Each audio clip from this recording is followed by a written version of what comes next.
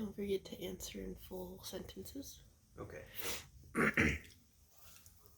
And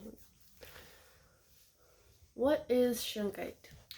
Shungite is a form of carbon that is very unique. Most carbon structures form in a variety of two-dimensional shapes, but with shungite, the primary form of carbon is a three-dimensional shape. It forms what's known as a buckyball, and it's basically the pattern of a soccer ball, if you've ever looked at one. It only has one known deposit in the world, in Shunga, Russia. And the sample that we're showing off today is specifically elite shungite, which is the purest, most concentrated form. This is at least 98% pure carbon, very few impurities.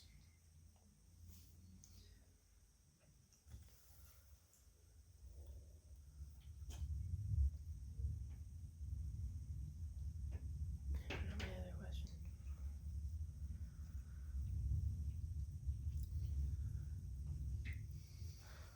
What do you do with it? So shungite's an interesting little rock. One thing you can do with it that's not well known is you can purify water with it. The formation of carbon basically pulls in impurities and neutralizes them.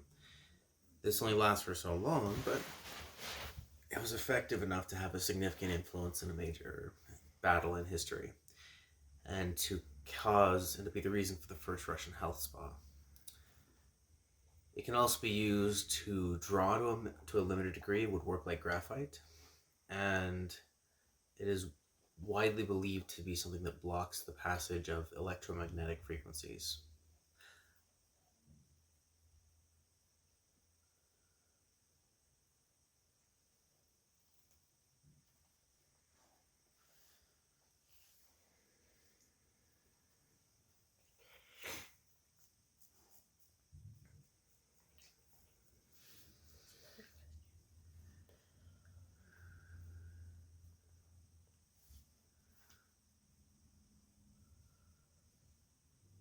How is it made? How is it made? Two main theories have been promoted as to how it's made. We're not entirely sure about this. One theory is that it is from a meteorite, because apparently, while this formation of carbon is unheard of on Earth aside from this, it can form more easily in space. So one theory is that a meteorite impacted the Earth a very long time ago and gave us this deposit. Another theory is that it can also form through as an alternative path to, or an alternative process to coal. Rather than the plant matter decaying and converting into coal, it is also possible for it to turn into pure carbon and arrange itself into shungite rather than become coal.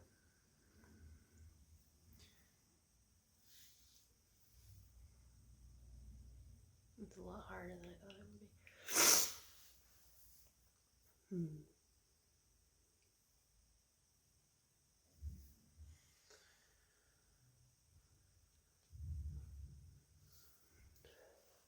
What impact has it had on history?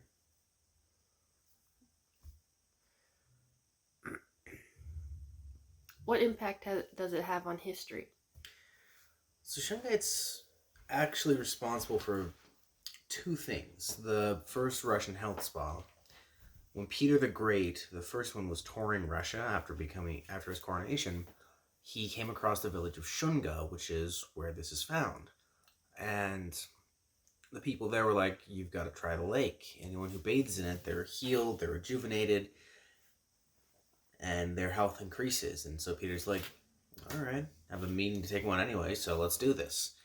And he was so impressed by it that he founded Russia's first health spa at Shunga village for the wealthy and the nobles to come and rejuvenate themselves. It also had an impact on a historical battle, and my memory's a little fuzzy on this, so I could be wrong, but I think Switzerland was trying to invade Russia, and because Peter the Great had figured out that shungite does have very effective water purification effects, so he he made it mandatory that every soldier in his army had to have at least one little piece of shungite to keep in their water canteens to keep their water pure.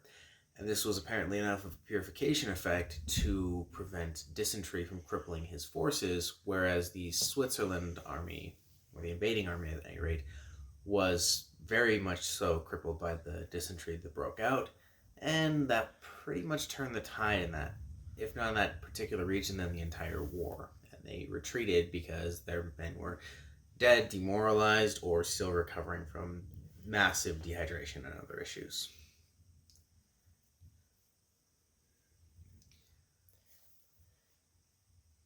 How many questions is that I for? think it's 5.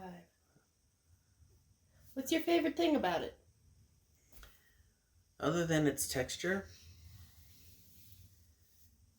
if you look, you can see that it forms in really cool swirly patterns. Something I've never seen anywhere else. The color is incredible. It's very lightweight. And it's kind of cool to have a stone that's so obscure but had such a big impact on the world. So, I love shungite.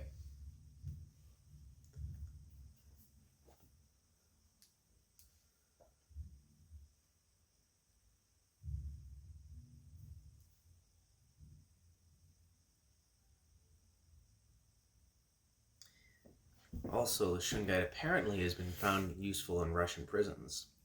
They found that if they make a room where everything's lined with the shungite, and they have the prison guards go in there and sit for 20 minutes to 60 minutes at the end of each shift, depending on how long the shift was, it dramatically reduces the psychological stresses and degradation that being a prison guard causes. So we might be able to solve some pretty major problems with our society if we use this stuff right.